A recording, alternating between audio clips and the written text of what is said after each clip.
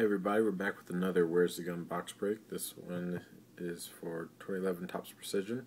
It is 10:51 p.m. on Tuesday, April 17th. And here's our buyer list. There we go.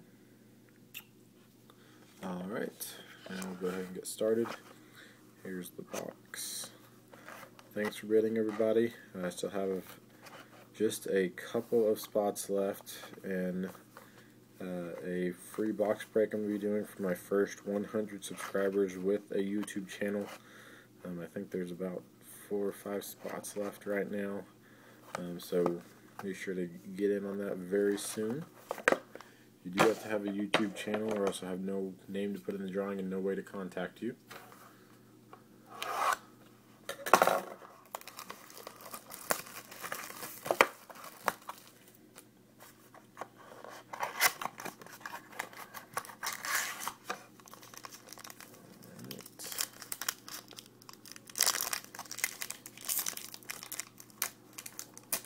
Alright, good luck everybody.